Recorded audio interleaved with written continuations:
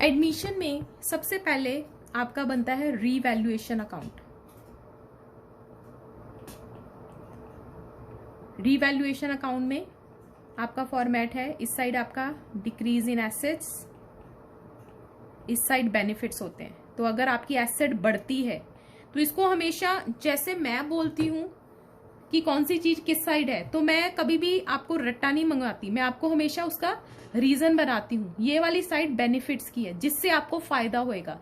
तो अगर आपकी एसेट की कीमत बढ़ती है या लायबिलिटी आपकी रिड्यूस होती है, आपका खर्चा रिड्यूस होता है, तो उससे आपको फायदा होता है। ठीक है, तो उससे क्या होएगा, एसेट। तो अगर आपकी एसेट बढ़ती है तो वो डेबिट होएगी, एसेट डेबिट होएगी। ठीक है, लायबिलिटी कम होती है तो लायबिलिटी डेबिट हो रही है। ठीक है, हम यहाँ पे रीवैल्यूएशन अकाउंट क्रेडिट होएगा, लेकिन एसेट डेबिट होएगी, लायबिलिटी कम होएगी तो वो डेबिट होएगी। ठीक है, दूसरी तरफ एसेट अगर कम होती है तो वो क्रेडिट हो रही है, एंड लायबिलिटी अगर बढ़ती है तो वो आपकी अगेन क्रेडिट होती है।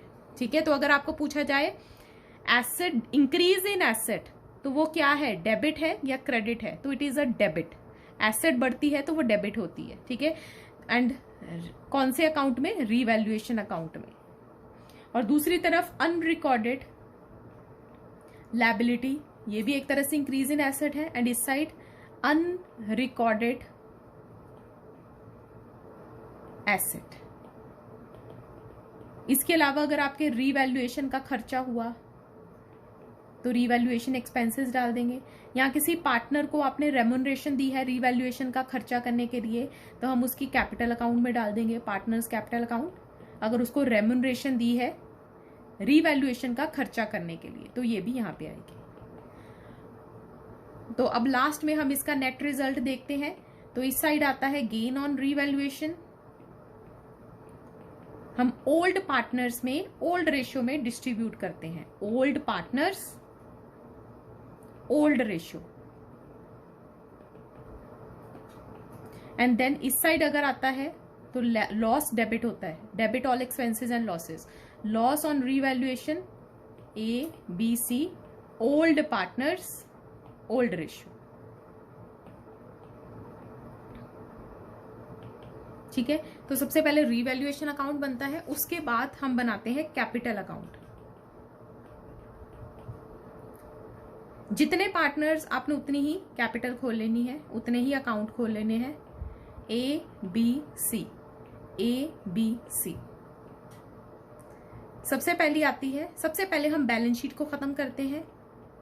ठीक है, बैलेंस शीट में आपके क्या क्या होता है, बैलेंस शीट में रिजर्व्स होते हैं, पुराने लॉसेस होते हैं, ठीक है, ओपनिंग बैलेंसेस होते हैं। तो सबसे पहले बैलेंस शीट को खत्म करो। तो बैलेंस ब्रॉट डाउन, ये सिर्फ ए एंड बी का, यहाँ पे मैं सी को नहीं लेती, सी को मैं नया पार्टनर एज्यूम कर रही है। ठीक है, तो सी न्यू है, सी इज न्यू, ये न्यू है। ठीक है, तो बैलेंसेस सिर्फ ओल्ड पार्टनर्स के होंगे, नए पार्टनर का नहीं। एंड देन अब जो नया पार्टनर है, अच्छा बैलेंस शीट में और क्या होएगा, एक तो ओपनिंग बैलेंसेस, दूसरा रिजर्व्स एंड लॉसेस।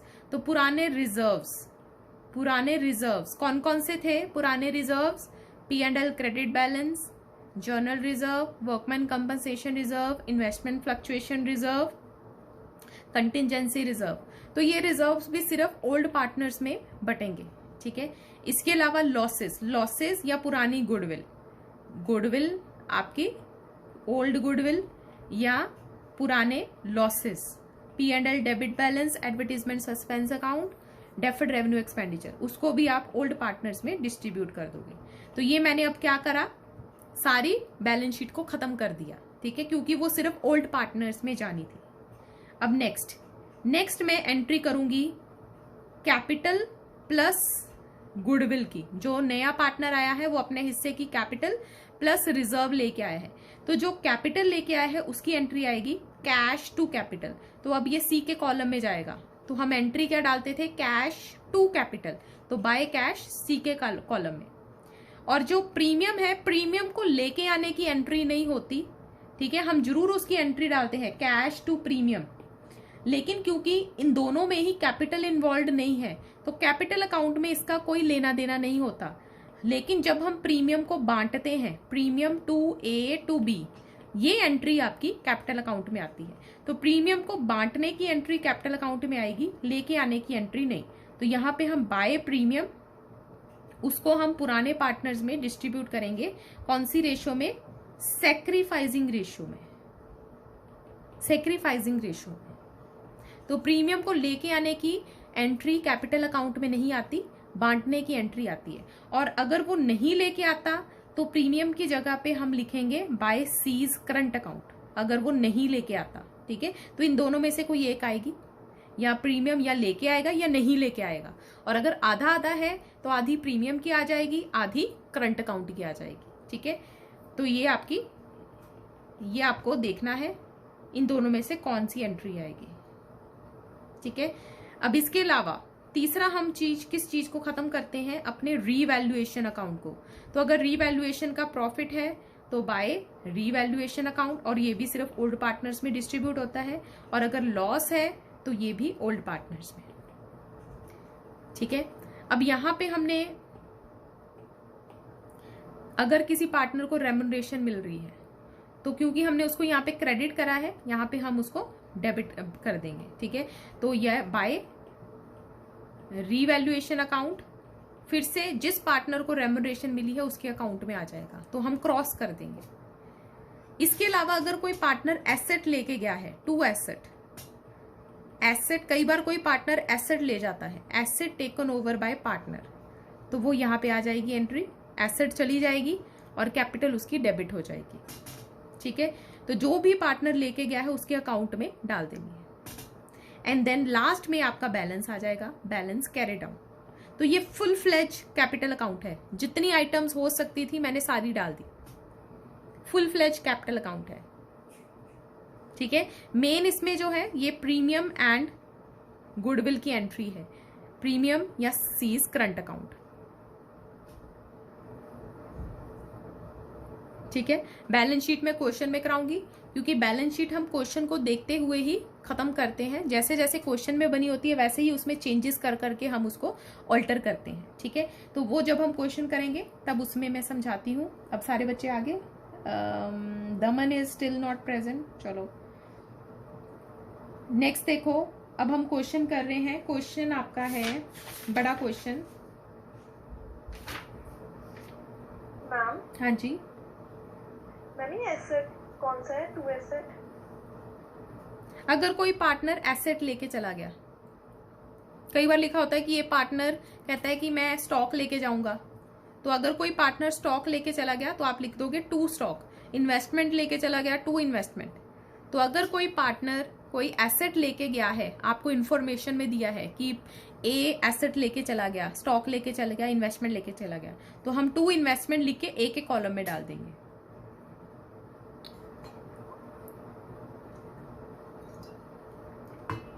ठीक है, सबका नोट हो गया?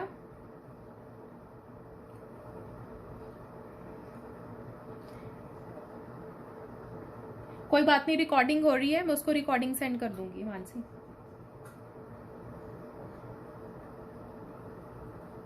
अच्छा, अब मैं कर रही हूं illustration 47, page number 5.51। Illustration 47, page number 5.51।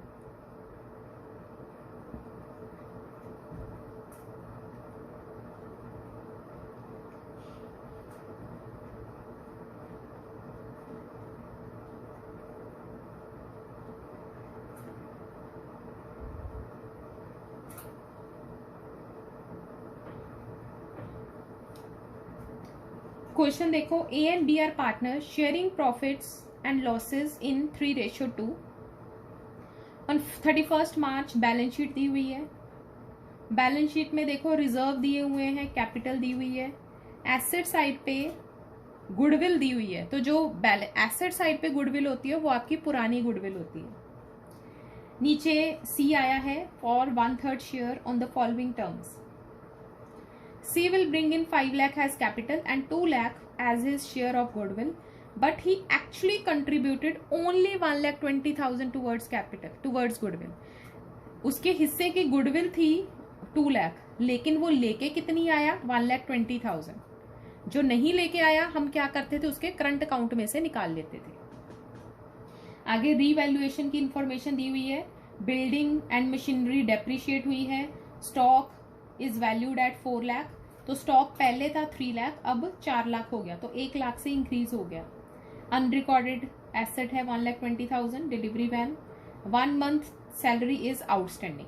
तो पहले सबसे पहले हम क्या करेंगे, रीवैल्यूएशन अकाउंट। रीवैल्यूएशन अकाउंट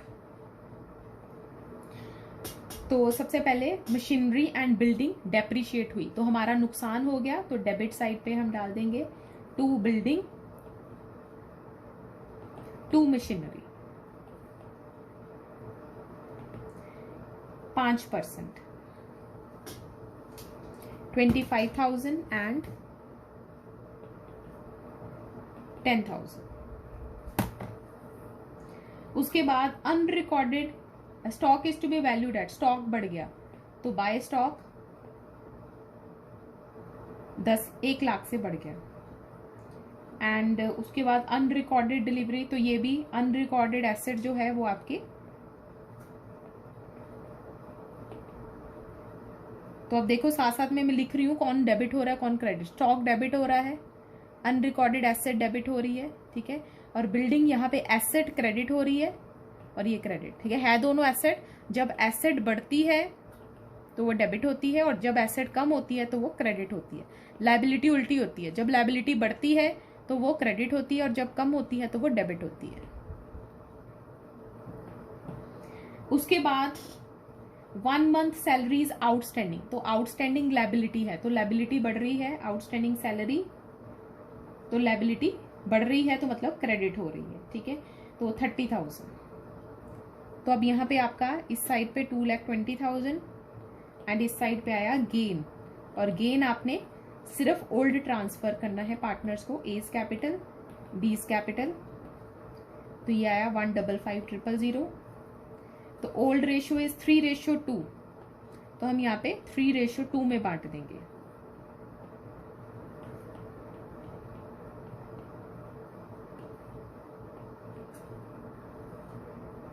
अब इसके बाद हमारा नेक्स्ट है कैपिटल अकाउंट।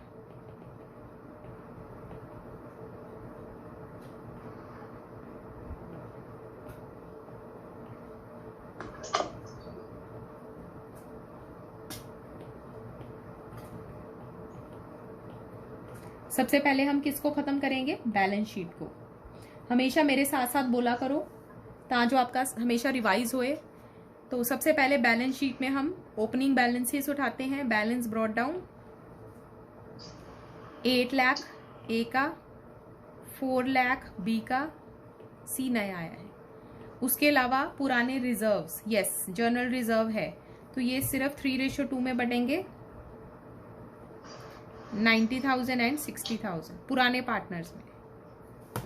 और एसेट साइड पे गुडविल है पुरानी, गुडविल हम ओल्ड रेशियो में डिस्ट्रीब्यूट करते हैं, ओल्ड पार्टनर्स, तो 30,000 एंड 20,000। इसके अलावा अब बैलेंस शीट खत्म हो गई हमारी। अब हम नए पार्टनर की कैपिटल प्लस गुडविल की एंट्री डालते हैं। तो बाय कैश वो कैपिटल कितनी लेके आया, 5 लाख। प्रीमियम को लेके आने की एंट्री नहीं, प्रीमियम को बांटने की। अब वो कुछ पोर्शन लेके आया है, कुछ पोर्शन नहीं लेके आया, तो जो पोर्शन लेके आया है वो हम लिखेंगे बाय प्रीमियम अकाउंट। तो 1,20,000 वो लेके आया था, तो 1,20,000 को सेक्रीफाइसिंग रेशियो में डिस्ट्रीब्यूट करेंगे। अब क्योंकि कोई इंफॉर्मेशन नहीं है तो old ratio is sacrificing ratio.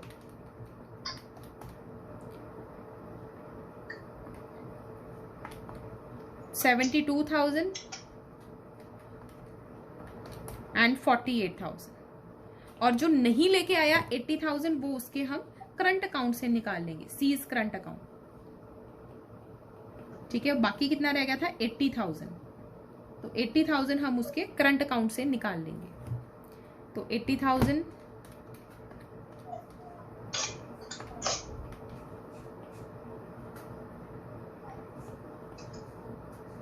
ठीक है। एंड लास्ट हम किसकी ट्रीटमेंट करते हैं, रीवैल्यूएशन अकाउंट। रीवैल्यूएशन अकाउंट का प्रॉफिट था, तो बाय रीवैल्यूएशन अकाउंट 93,000 एंड 62,000। ऐसे चलोगे तो कोई चीज़ भूलोगे नहीं, ठीक है। टिक करोगे तो कभी भी 3 चीज़ें, इसके अलावा कोई चौथी चीज़ है नहीं, तो इसलिए हमेशा एक सीक्वेंस में चलो तो कभी भी भूलोगे नहीं। अब इसका बैलेंस कैरी डाउन देखो।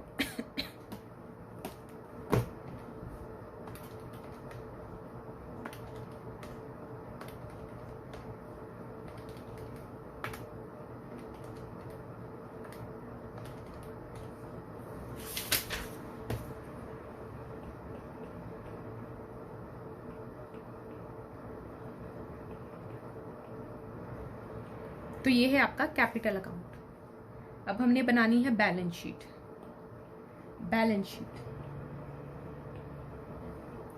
बैलेंस शीट हम जो क्वेश्चन में बैलेंस शीट है उसको ही देखते जाएंगे और उसमें चेंजेस करते जाएंगे। सबसे पहला है क्रेडिटर में कोई चेंज नहीं आया तो हम एज इट इज लिख देंगे। बिल पेबल में कोई चेंज नहीं आया, ऐसे ही लिख देंगे। जनरल रिजर्व खत्म हो गया, कैपिटल। अब हमने जो नए बैलेंसेस निकाले थे ABC के 1073000, 5,82,000, 5 लाख। अब दूसरी तरफ cash in hand 25,000, then cash at bank. जो कैश एट बैंक है उसमें आप 2 चीजें ऐड करोगे। एक तो जो कैपिटल लेके आया है, दूसरा जो प्रीमियम लेके आया है। और अगर विड्रॉ हुआ है तो माइनस हो जाएगा, विड्रॉल ऑफ प्रीमियम। अगर कोई प्रीमियम विड्रॉ हुआ है तो वो माइनस हो जाएगा, ठीक है। तो ये आपको एडजस्टमेंट कैश अकाउंट में करनी पड़ेगी, ठीक है। तो 5,75,000 प्लस कैपिटल वो लेके आया 5 लाख और प्रीमियम लेके आया था 1,20,000। तो ये 2 एडजस्टमेंट्स आपको कैपिटल अकाउंट में करनी पड़ेगी कैश अकाउंट में हमेशा।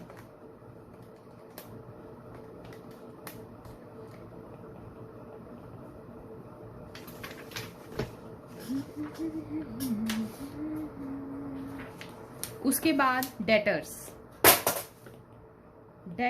आपके कोई चेंज नहीं आया। स्टॉक 4 लाख का हो गया है। बिल्डिंग डेप्रिशिएट हो गई है तो 5 lakh minus 5%, 475,000। And machinery again depreciate हो गई है 5% से 10,000, 1,90,000। गुडविल खत्म हो गई। अब नीचे एक बार आपने एडजस्टमेंट्स पे नज़र मार लेनी है, ठीक है, क्योंकि कई बार कोई अनरिकॉर्डेड एसेट या अनरिकॉर्डेड लायबिलिटी होती है, ठीक है। तो yes, unrecorded delivery when I है, अनरिकॉर्डेड डिलीवरी वैन पहले नहीं थी अब आई है। और आउटस्टैंडिंग सैलरी। तो हमेशा एडजस्टमेंट्स में भी कोई अनरिकॉर्डेड चीज है, एसेट या लायबिलिटी, वो जरूर देख लेनी है। अब एक और चीज देखनी है आपने, जो यहां पर मैंने करंट अकाउंट लिखा था, ये एज इट इज आपका एसेट साइड पे आ जाएगा, सीज करंट अकाउंट। तो जो सीज करंट अकाउंट है वो आपका एसेट साइड पे आएगा 80,000, ठीक है। बस ये नहीं भूलना। अब हम क्या करेंगे, इसको टोटल कर देंगे। टोटल है 2535,000, 2535,000।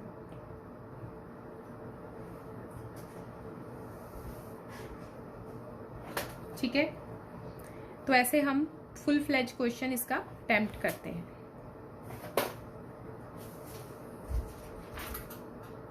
बाकी छोटे छोटे पॉइंट्स बीच बीच में आते जाएंगे, स्पेशली डेटर्स के regarding. Debtor, provision for bad debt, ये बहुत इंपॉर्टेंट पॉइंट है इस चैप्टर में। डेटर का इंडिविजुअली भी इंपॉर्टेंट है एंड पूरे क्वेश्चंस में भी इंपॉर्टेंट है, ठीक है। तो डेटर का पॉइंट जैसे आएगा हम उसको करेंगे। अब हम करते हैं इलस्ट्रेशन 49। इलस्ट्रेशन 49, ओके जी। लो, कैपिटल अकाउंट।